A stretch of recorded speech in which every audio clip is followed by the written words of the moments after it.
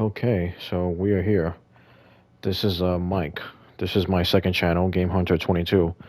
So I figured I come on here to do something, something I normally don't do.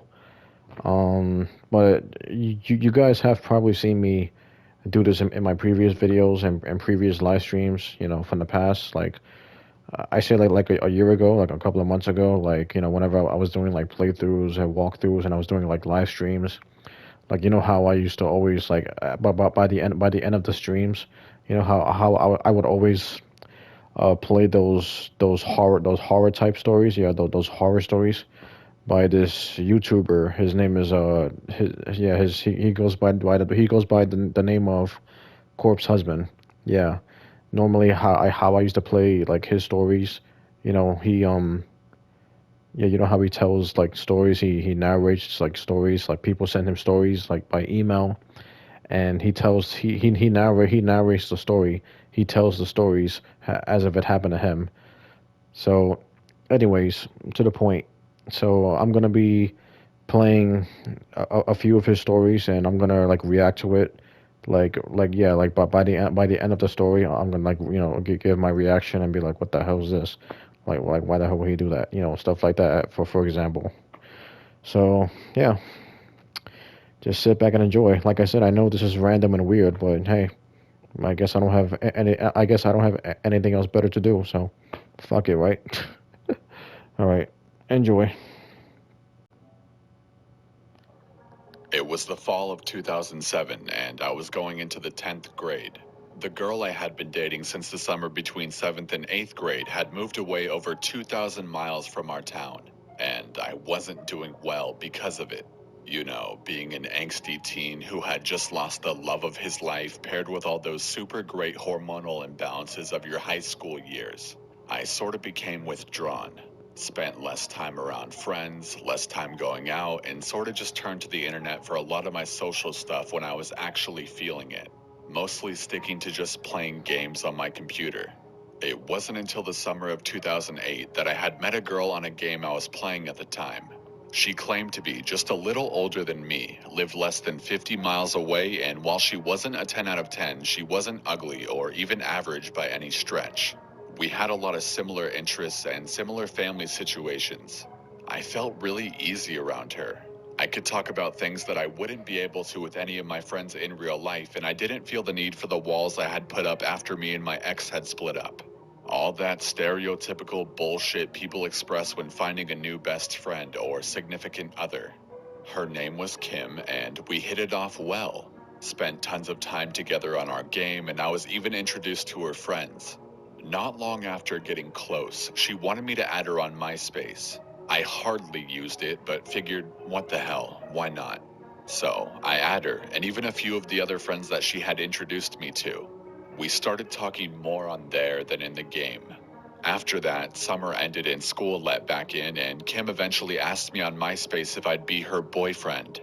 I was new to the concept of long distance or internet relationships, but I really liked spending time with this girl and wasn't really interested in an in person deal at the time, so I went for it. Almost immediately, she began to change. Or maybe she was just beginning to show her real self. I don't know.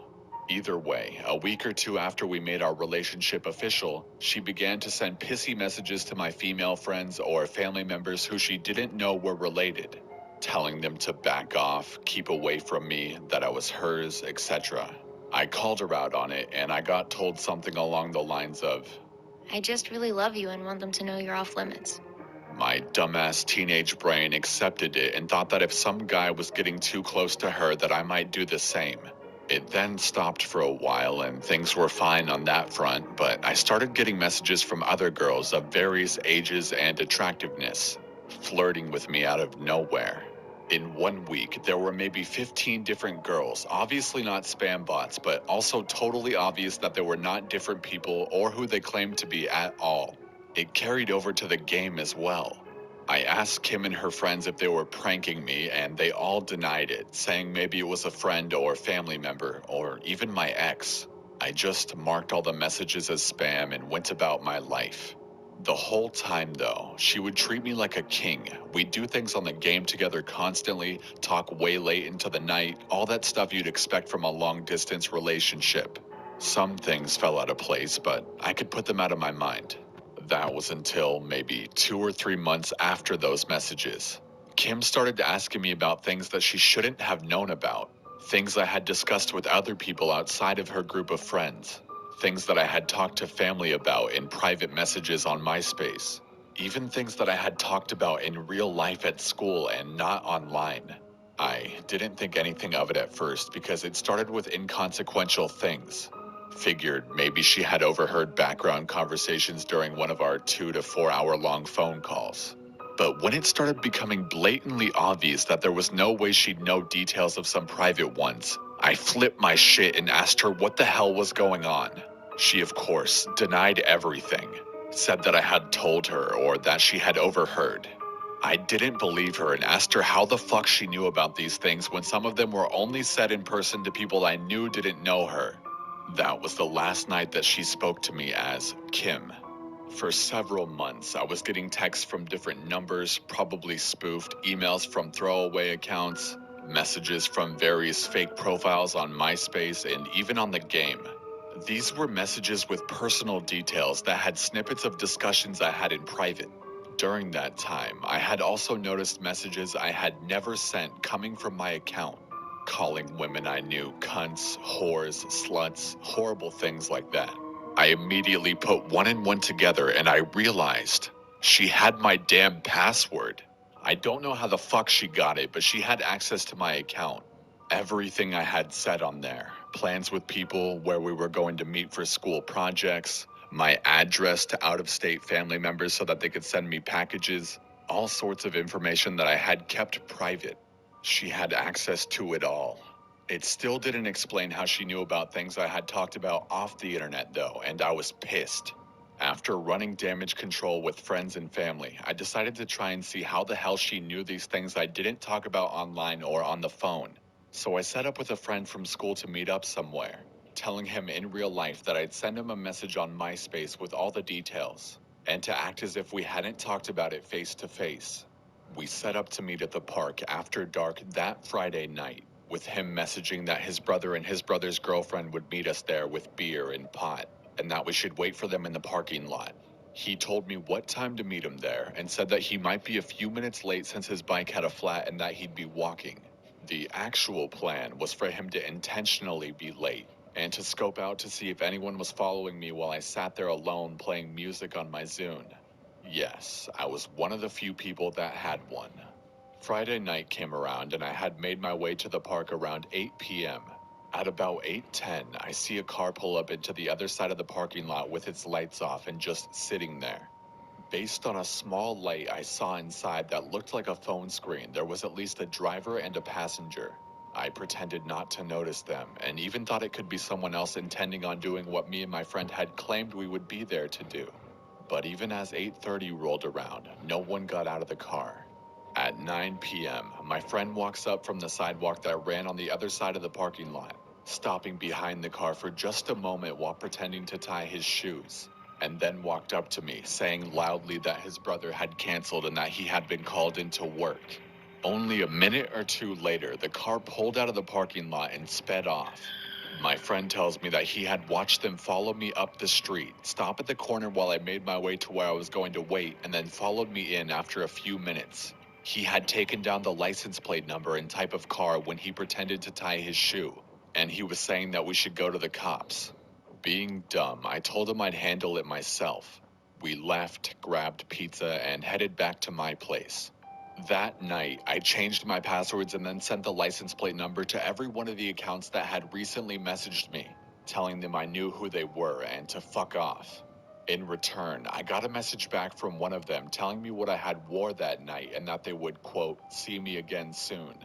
After a week of texts telling me various things about me, I finally told my parents, who then called the cops.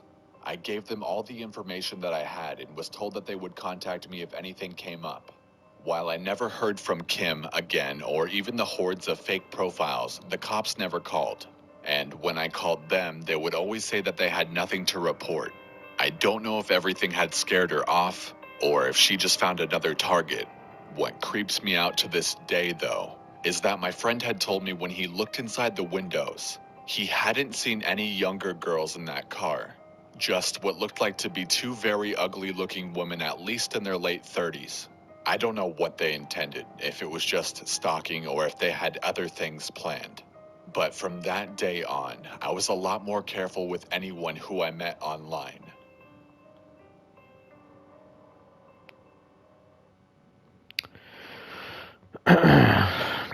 Damn, that is crazy. So it seems like this girl that he supposedly met on the internet, well, met on a game. Supposedly, it turns out, I don't know, this girl was a stalker, a cyber stalker, and I don't know, she just had, I don't know, I really don't know how to respond to that, but all I gotta say is, um, if you're gonna,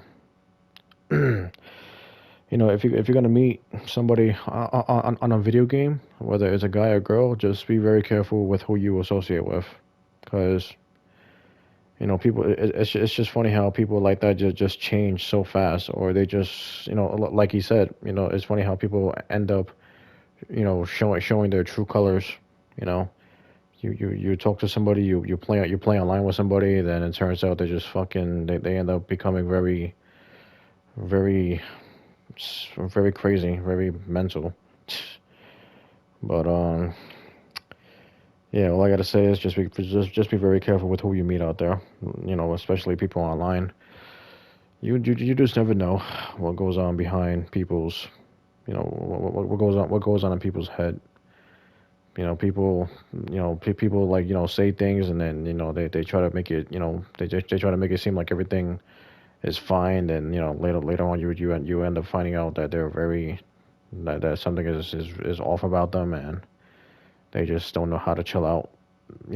It's funny because I could possibly compare myself, saying that I could say that I was in a kind of I kind of could say I was somewhat similar in that type of situation, but not exactly though. I mean, I've had met girls in the past, on a video game, but it never really I never really took things to the next level with any female gamer friends. Yeah, it's never really gotten to that point. But I've had like friends, female friends that one minute we were super cool with each other. We were like best friends on the game. The next minute, things end up just like going wrong. Just so random and out of nowhere. And yeah, that has happened to me a couple of times. I've met so many female friends on video games online, and one minute we're like talking, playing with each other all the time, then all of a sudden shit just hits the fan out of nowhere. Yeah, just random shit just be happening out of nowhere, and for what? I don't know. But damn. But to a point where this person ends up cyber stalking you, and she fucking ends up she fucking knows all your personal information and all your business. Like, yeah, to me that's fucking super weird and creepy. Fuck that shit. I can't have nobody like that in my life. No fucking way. All right, so I'll play this next story since there's only two stories. There's only two stories in this video. So yeah, move on to the next story.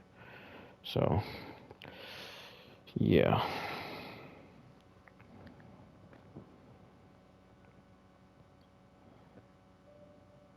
For some background information, I was a 16-year-old male high school student at the time of these events taking place. I'm not very outgoing, and due to some social anxiety and frequent mini panic attacks at school, I was fairly bad at making new friends and talking to people. This is all relevant information because the story I'm about to tell you happened precisely because I had such low self-esteem. I had just recently gotten out of a relationship of 2 weeks with my ex-girlfriend. She had broken up with me right after I had returned from my uncle's funeral, and I later learned from friends that she had cheated on me with one of my good friends on the weekend that I went to the funeral. Yeah, thanks for respecting the bro code, dude. I was very insecure due to being cheated on, and I was at an all-time low, thinking that there must have been something wrong with me. Due to being such a socially deprived teen, I always took solace in the internet and the various technology I had at my disposal. Surfing the web was one of my favorite pastimes. One day, while doing my usual obligatory Facebook check, I had noticed I had gotten a new friend request. This came across as very odd to me because I never get new friend requests outside of my circle of friends that I knew from elementary school. The person who had sent the request was a very lovely older girl. She appeared to be around 20, but her profile said she was actually 19. I didn't know this girl at all, and I know some of you will judge me for deciding to add her, but I was going through a very depressive state of mind at the time. Anyways, let's just call her Kate. Kate was always tons of fun to talk to. We would talk about the most nonsensical things and just have a complete ball. She had told me a decent amount about herself, where she lived, what college she was attending, what major she was going for, things like that. Honestly, at the time I was just so psyched that such an attractive older girl had been speaking to me on such casual terms that I sorta just tuned out most of the intricate details. Kate and I had been speaking for roughly a week or two before she asked me if I had Skype. I told her that I did, in fact, have a Skype account, and of course I added her to it. One day, she turned her webcam on, and what I saw absolutely floored me. She was partially naked in her bed, giving me all sorts of alluring gestures, and beforehand had typed out that she also wanted to see me on webcam. I did as requested and got on webcam. This was partially funny because at the time I had considered putting on my scream mask to cover up my face as a joke. In retrospect, I should have gone ahead with that plan at the very least. Once I was on cam, she started typing again, telling me she wanted me to touch myself. I'm very timid when it comes to the subject of masturbation, but since she seemed to take an interest in me, I didn't want to lose her attention. So, I did as she asked and I began to touch myself on cam. Not even 10 seconds after I did this, her webcam immediately cut off and faded to a blank black screen, with Skype saying that the call had been disconnected. At first, I didn't really think much of this since my parents had a very shoddy provider and the internet cut out pretty often. But then Kate began to start typing again. The following text is around what she typed. After listing out all my family and friends by name, she then said, "If you don't send me money for my tuition next semester, I'm going to leak this video to all of your friends and family on your Facebook account." It took me a few moments for my mind to process what had just happened. This person had put a pre-recorded video of a half-naked woman and lured me into masturbating on camera, just so that they could blackmail me and extort money out of me to pay for their college tuition.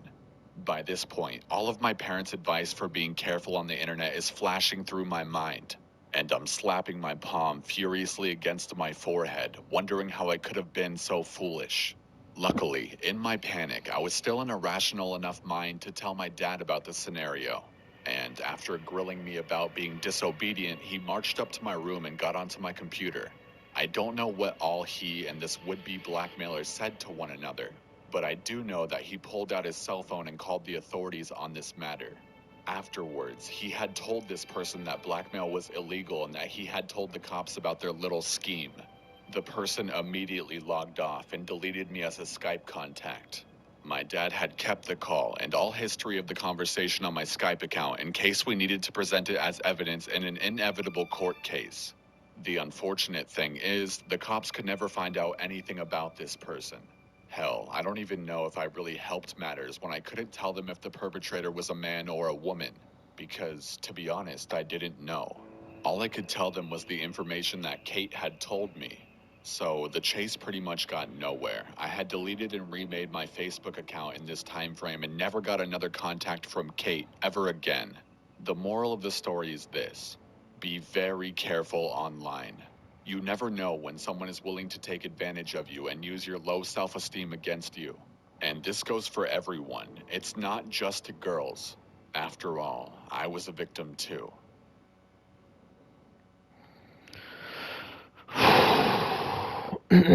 Wow. Wow. What can I say about that? Yeah, Funny fact, to this day, sometimes I do be getting like sometimes I do be getting messages on Snapchat, but technically it's only bots. It's not real people. It's just bots.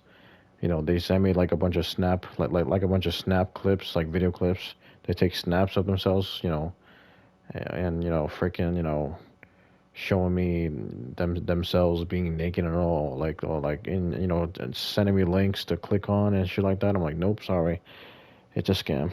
So yeah, damn, man, this is fucking shit. How the fuck could you easily fall for that shit? I mean, you know, shit. You know what? I guess I can't lie either. I guess like when I was a young kid, I guess I did like fall for some things.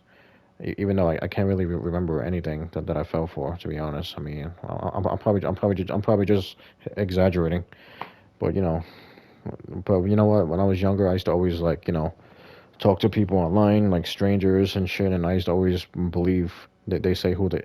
I used to believe they are who they say they are, but nothing really ever happened. Like nobody ever asked me to like get on video camera and let me see you on camera.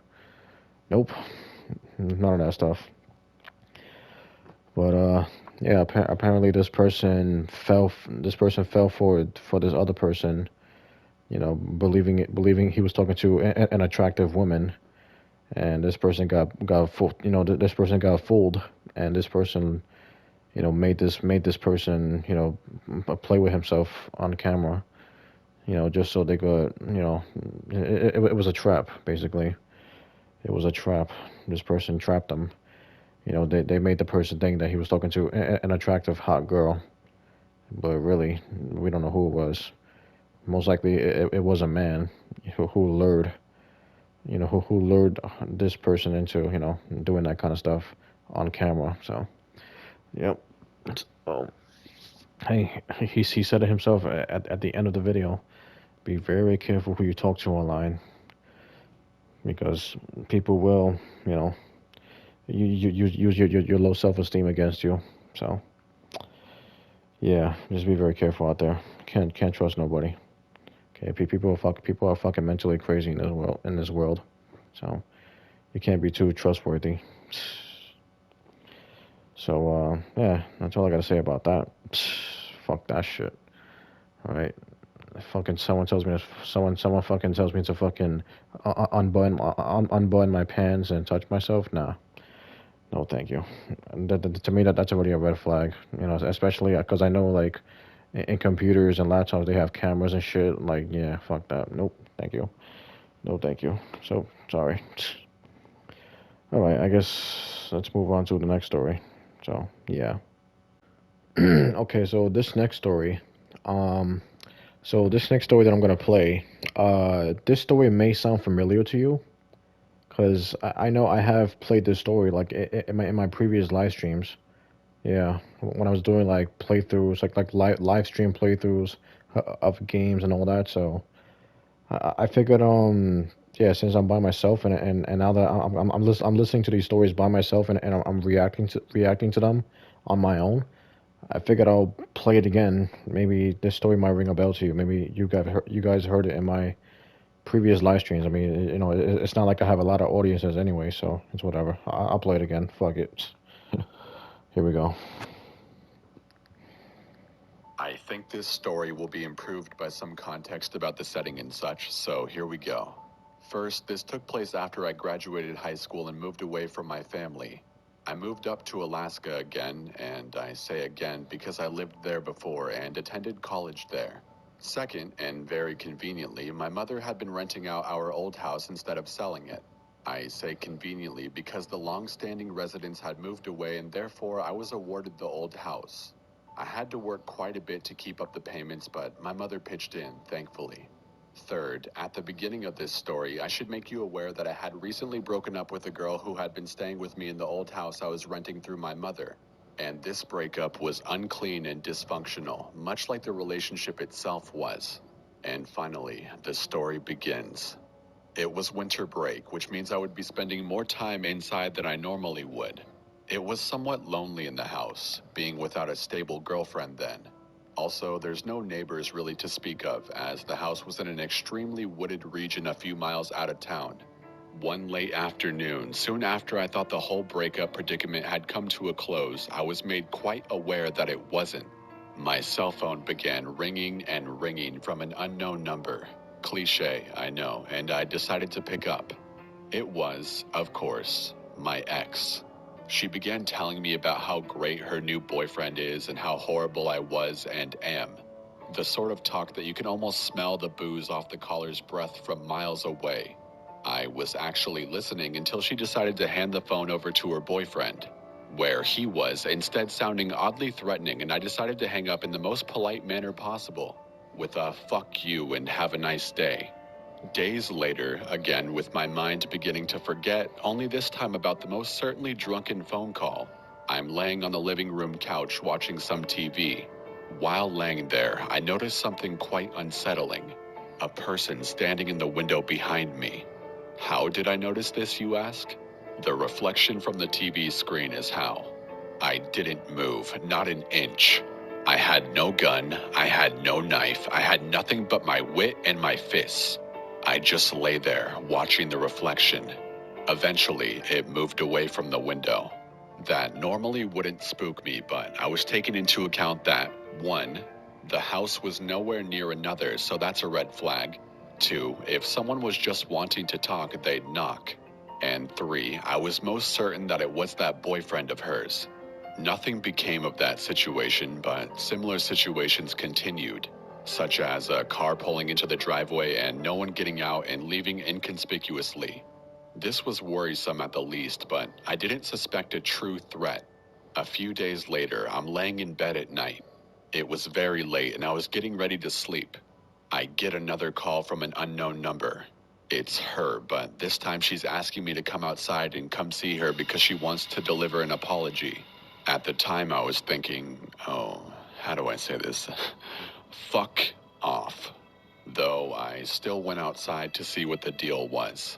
I open the door and, of course, it's incredibly dark. I say into the phone, "Hey, I'm outside." Come around back. With this, I began to walk on the snow-covered ground in the darkness with just my put-on boots. The motion lights turn on as I cross the garage and the driveway. The snow masking the ground is tinted yellow by the light. I round the corner of the garage and turn my phone to see. There's a road that runs behind my house and connects to the driveway by bending, and I make my way towards the road. The snow crunches beneath my boots as I come even closer. There's a part in the trees that allows me to walk straight to the road, otherwise one would have to make his way around the entirety of the driveway, and I reach this part. I ask into the phone, "Where are you?" In the car. I see you. I step onto the road and see her car parked a few dozen feet away from me with the lights dimmed. "So, what's the deal?" I just want to talk. Come here. I approach the car and make my way around to the passenger side, and I finally see her face. She waves me in, and I go ahead and oblige, sitting down in the car. I look at her and she says, Look, I'm sorry. I know I've been a real bitch lately. No, it's okay. I really wasn't good to you, and I deserve it." I don't agree, but Then, of course, she abruptly stops speaking because car lights shine from behind us. Naturally, I assume it's her boyfriend, and by the look on her face, she did too. The car parks behind us, and sure enough, the boyfriend gets out and storms over to my side of the car. He yanks on the door handle, and the door swings open, and he attempts to grab me, but I grabbed his wrist and got out of the car. "What the fuck do you think you're doing with her, huh?" We were talking, and I was about to leave. "Bullshit, you're trying to fucking bang her." Look, I'm trying to sleep and I'm in no mood to do anything. He gave me this look of utter enragement before swinging at me and, of course, missing. A little scuffle ensued, and all that happened was him swearing and eventually slipping and falling before yelling at us both that he was going to fucking kill me and blah blah blah. I just stood by her car as he pulled away. She gave me a lift back to the house and I invited her in, and she obliged. It was late in the night and I suggested she lock her car if she was going to stay the night, and she, again, obliged. We slept upstairs in my bed before I awoke hours later. There was a banging at the back door, and I knew this because the back door was directly below my room. She woke up too, whispering, "Oh my God," to herself. I stand up quietly and go to my closet and reach behind the coats that I'll never wear and grab my Louisville Slugger. She was sitting upright in my bed with her hand seemingly embarrassingly covering her eyes. I didn't say anything before walking down the stairs slowly, attempting to be silent. The lights were off and there's no windows on the staircase. The banging on the back door had audibly ceased. I held the bat tightly, making sure it didn't bang into the wall to signal my position at the time. I remember how slowly I stepped down, especially on the bottom 3 steps, which were always the creakiest. Once I reached the last step, I froze, and it still gives me chills to this day. The hardwood floors creak around the bottom of the staircase, and there was a creaking that was growing closer and closer. I raised the bat above my head, ready to slam whoever it was right on top of the head. The creaking grew closer until I could hear it from my side, and I planned to swing it as soon as it was right in front of me. As the staircase opened to the left from the bottom up, I listened very carefully, holding my breath. The creaking came to my northeast, and I squeezed my hands tighter than I ever had before around the bat, waiting for it to become just north of me. The floor creaked again. This time, they were directly in front of me, and I slammed the bat down hard. I hit something hard, and whatever it was crumpled to the floor with a bang and a small flash. I turned on the light, and there he was, the boyfriend. He had shot his gun directly at the floor and left a hole in the hardwood. My ex came down the stairs and was crying profusely, muttering, "I'm so sorry," over and over again. I called the local police station, and 4 cop cars pulled into my driveway along with an ambulance in a matter of minutes. I sat there at the base of the stairs, watching the boyfriend. He was breathing. I could tell from his chest slowly inclining and declining off the floor. I had grabbed what I think was a 9mm off the floor and kept it in my hand with the safety turned on. And I just shook my head over and over in utter disbelief. I explained the situation to police as the paramedics rushed in and carried him out on a stretcher. All in all, I didn't get to sleep until the afternoon later that day after all things had been finished. He ended up actually being induced into a coma and eventually recovered, but a restraining order had already been filed in advance. My ex and I became good friends after the incident, and she never dated that guy again. I never ended up moving, though I had considered it heavily, and nothing has since happened. And there you have it. That's my story.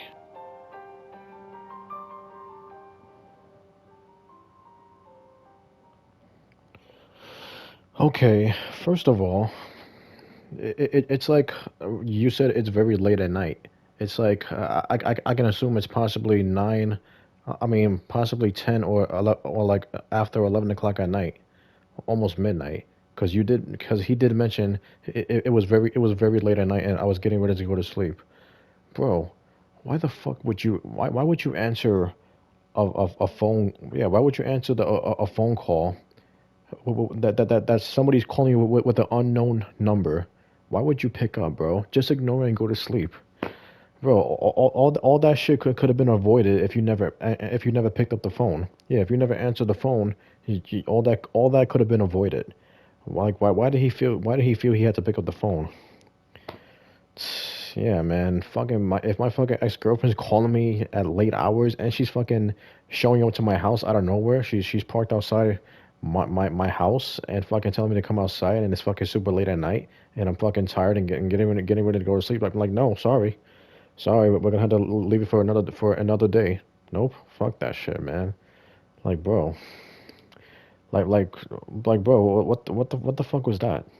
Okay, why couldn't the ex girlfriend say yo, why would the ex girlfriend just show up out of nowhere, calling her ex boyfriend with the unknown number, she's blocking her number, and calling him, telling him to come outside. Like, well, what the fuck is that? Like, bro, that should have already been a red flag to him. And then her fucking her current boyfriend showed up out of nowhere as well. Like, how the hell did How the hell did he know that she went to go to his house? Like how did he know?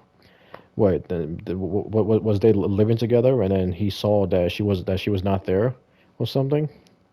And he possibly assumed that she went to go, go to her ex house for whatever reason, and that's why he went over there. That's crazy. That is fucking crazy.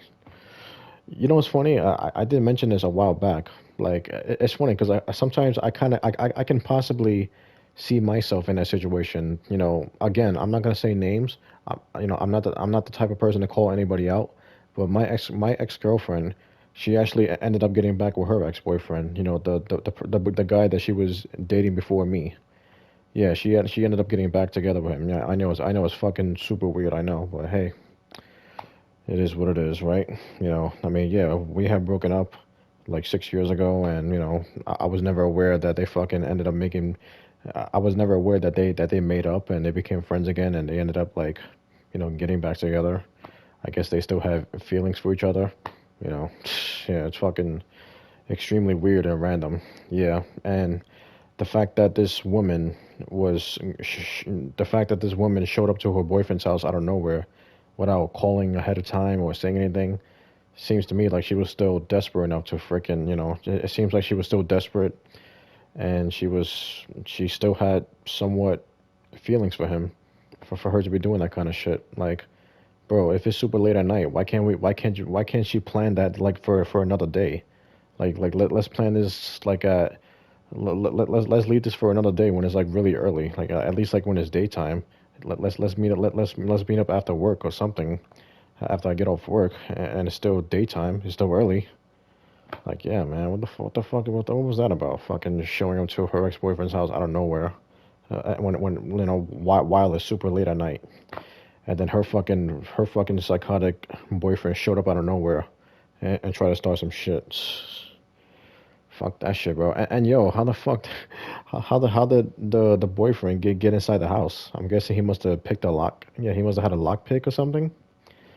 Yeah, because they were sleeping, and then a few hours later, he somehow got into the house, and he woke them up. Yo, and he mentioned that him and his ex girlfriend slept in the same bed together, after they broken up. So they broke up, and she already has a new boyfriend, and she's sleeping in the same bed with her ex. What? I don't know, man. People are just super fucked up in the head. People do things and it's like, what the fuck. But anyways, so that's that. My lesson to you is, yeah, my lesson to you, yeah, like here's my, well, not lesson, but my advice, my advice for all of you. Like, if you're getting ready to go to sleep at night and it's super late and you're tired, do not answer the phone, especially if it's an unknown phone number. All right, do not answer it. Just hang up, just ignore it and go to sleep. Or yeah, put your phone on vibrate, silent, something, bro. Just go to sleep. Okay, like I don't know why the hell this guy picked up the phone, right? And how the hell would he know that his ex is calling him? I mean, he did mention that what, like she was calling him a few times with the unknown number. Like, bro, that should have already been a red flag to him. All right, he could have avoided all that shit if he just had if he didn't pick up the phone and go to sleep. But people don't think. People don't think. So that's that. So yeah, let's move on to the next story.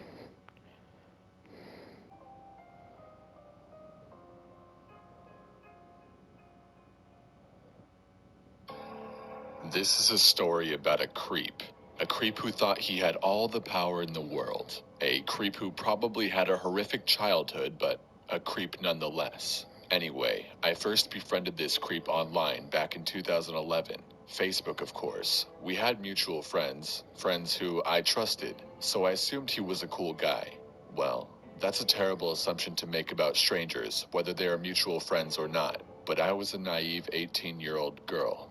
His name was Danny. I thought he was a cool guy at first. He had an awesome taste in music and shared a lot of great songs with me. He was also incredibly inappropriately hilarious. He was full of jokes and bizarre stories, and I soon grew to love talking to him. He never asked if I had a boyfriend. I mean, I assumed he knew I did. After all, we were friends on Facebook, and there were pictures of my boyfriend everywhere. And it's not like I kept my relationship status hidden. It was right there for everyone to see. But I guess he didn't know. One day, in October, he decided to tell me how he felt about me. He recited a poem he'd written, comparing me to a beautifully and elegantly handcrafted tapestry. Keep in mind, I've never even met the guy, and we'd only been talking for about a month or so. I responded with something along the lines of, "Wow, I wish my boyfriend said stuff like that." He got angry, so angry. He asked me how I could have let him on like this. He asked me how I could do this to him. He told me he had opened his heart to me. He begged and pleaded. Supposedly, he cried. I was beyond puzzled. I decided to give him some space, and it worked for a few days. But he eventually messaged me again. He may have apologized, but I honestly can't remember that exact conversation. I do know that things returned to normal. He became silly and fun again. At this point, I had his Skype and he had mine. I would talk to him there sometimes, but I never used the camera. I just didn't feel comfortable with it. Actually, I hated using that camera, with anyone. I told him that when he started begging me to use it, but he still didn't relent. Still, I kept making excuses. Danny wasn't having it. He got more aggressive, and then he got sexual. He told me to Skype naked with him. Time after time, I told him no. Eventually, I blocked him on Skype, but ended up receiving dozens of angry messages on AIM. I don't remember exactly what he said, though I do have screenshots of it all on an external hard drive somewhere. I remember it being hateful and absolutely insane, and there was some stuff about me being a really awful friend as well. Before long, he told me he was a very excellent hacker. He told me he had a whole crew of hacker friends as well. He told me he could change my college grades and make me fail. He told me he would make my life a living hell. I didn't necessarily believe it all, but I did believe he would do something. Despite these negative confrontations, we still had periods of silliness. During these periods, things were normal. I felt safe. To an extent, I tried to keep him happy. I wanted to stay on his good side because I really did believe he would try to tarnish my reputation otherwise. But before long, he started giving me ultimatums. He said things like, "Either you get on Skype with me or things will get very bad for you. I can tell your boyfriend you're cheating on him." I eventually asked our mutual friends about him. They said he was violent, dangerous, and twisted. And even better, he lived mere minutes from the college we attended in Reading, Pennsylvania. Every day, I started to get more panicked about going to school. While on campus, I'd look around for guys that looked like him. Guys with long red hair and beards, and I'd be wary of anyone who even slightly resembled him. At this point, I was honestly convinced he'd just show up and try to find me. I had him blocked on AIM, and I even made a new Skype. I knew this would infuriate him, and it did. I received another batch of messages on Facebook about how I needed to learn to treat people better. I told him I was uncomfortable with what he was asking of me. He responded with something along the lines of, "Fine, you've chosen your fate." I blocked him on Facebook. I'd had enough of him terrorizing me, but I should have known it wouldn't be the last time I'd hear from him. At the end of November, I received 3 Facebook messages from someone named Adam Knowing. Whoever he was, he'd just joined Facebook a couple of weeks ago and he had no friends or content. The messages read as follows. November 27th, 2011. You've been warned repeatedly and now you are being served notice. November 29th, 2011. I believe this is your last warning, and that you have been informed of your behavioral issues. The situation will change before the start of the next weekend, or action will be taken. November 30th, 2011. So, you attend college, right? And your grades are passing? Not for long. You were warned on how to treat him and how you are to act. You've got until this week's end to correct this behavior, or life becomes a very difficult thing. You should never treat someone who has a life like his the way you do. To this day, I'm still not sure who Adam Knowing was. It could have been Danny, or it could have been one of his low-life hacker friends. Either way, I was terrified at the time. Against my better judgment, I unblocked Danny on Facebook. By now, my boyfriend was aware of what was going on, and he suggested that I contact the police if things got any worse. Maybe I should have, but Danny hadn't officially done anything to me. I mean, what could they do? Still, I took screenshots of all his screen names. I saved our chat logs on AIM. I took screenshots of all his threatening messages. I then saved it all to a folder, just in case I needed evidence. Danny's nonsense continued right through Christmas. Some days he'd be sweet and funny. Others, he was back to being angry and pressuring. I promised him a Skype session to calm him down, but I kept using my schoolwork as an excuse to delay it. Shortly after Christmas, I blocked him again on all of my accounts. I decided I would deal with whatever repercussions that came with. If I did end up getting hacked, at least I had the evidence, right? A couple weeks went by and nothing happened. Then I received a Facebook message from another account I didn't recognize. I don't remember the name of this one, but I do remember the message.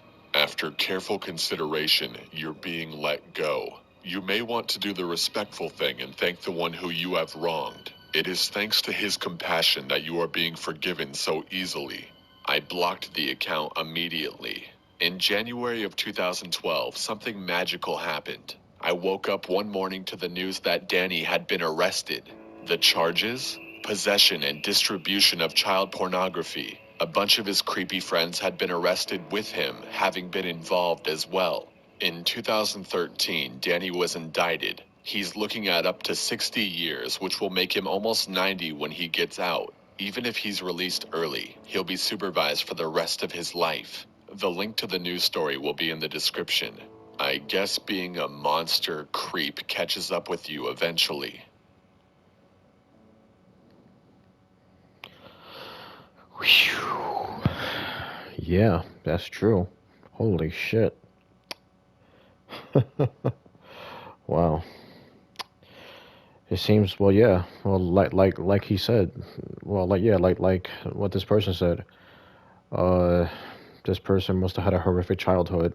The fact that, the fact that he ended up becoming a creeper. He doesn't know when to leave people alone. He's always he's always very he's always angry and pressuring and doesn't know when to chill out. Like, yeah. Yeah, I've actually heard that story a few times. Yeah, man, that shit's crazy. And this happened in 2011, bro. That shit is so funny because I've always said like 2011 was one of my all-time favorite childhood years. Yeah, I turned 13 years old in 2011. Damn, bro. Like, so all that time when I was having such a joyful year that time, during that year, I was having such a lot of joyful moments. And this crazy shit was going on in fucking October all the way until fucking New Year's, until January. Yeah, he said January 2012. You know what's funny? I actually looked up the link for this story, and apparently the guy was 26 years old when he was arrested. And yeah, and when they said he was sentenced to life in prison for 60 years, yeah, so he won't be getting out until he's 86 years old. Yeah, that's crazy. So he's not coming out. He's not gonna be coming out. He's not gonna be coming out of jail until he's 86 years old, which would be the year 2073. Wow, 2073. For me, I'll be 75 years old that year. Yeah, and fucking in the year 2073, yeah, I'll be 75. So this guy's not gonna come out of jail until he's 86 years old. Like he said, like he said in the story, he almost 90. Yeah, man. Fucking people, man. People are like people like that are just fucking mentally twisted and sick and they need fucking serious help. Seriously, man. Like that shit's crazy. Funny fact, I actually do know somebody who was kind of like that, but he wasn't. I mean, it wasn't exactly the same, but this person was a creeper in a way. Where he didn't know when to like leave people alone, but it never really got to a point where he was doing all that extra stuff, the child pornography and all that shit, and ending up in jail. But this person I know, um, Yeah, yeah. Well, this person that I used to know at the time. There were a lot of close call situations that he's been in where he almost ended up in jail for crazy shit that he's been doing. So yeah, it had to do with him, getting mixed up with people and not leaving people alone and shit. Like yeah, at the time I used to, you know someone like that. He wasn't exactly my friend, but yeah, I just knew the guy. But this person was, I could say this person was way different than the person I knew. So yeah. 2000, 2011, 2012, and 2013. So wait, so he was arrested in January of 2012, but then they said that they mentioned in the video that in 2013 he was indicted. So like what exactly does that mean? Like what did they like keep him in jail until 2013? And that's when they decided to like sentence how long he's gonna be in jail, or I don't know, man. But yeah, I actually saw the link of that. So yeah, and yeah, like they just said, like even if that person is released early, he's gonna be supervised for the rest of his life. Damn, man. So what does that mean? That they're gonna fucking have cameras in his house? They're gonna have something, that they're gonna have that thing around his ankle, where they know his every single location. Yeah, and damn, but who the fuck could live like that? Who could live like that? Being monitored every single minute of every single day. Well, that's what happens when you're a fucking psychopath, when you're a fucking crazy person doing shit that you're not supposed to be doing. That's what happens. You do it to yourself. Yeah, man. That shit's crazy. Yep. You know what they say. You know, if you're a creeper, and you don't know when to chill out, and you don't know, yeah, if you're a creeper and you're not seeking help, you're just doing shit, doing crazy shit. Yeah. Eventually that will come back to bite you in the ass, and karma will catch up to you eventually, and it happened to that person. So, all right. So, next story. Okay, so you know what? I'm gonna make a part two. I'm gonna make another video.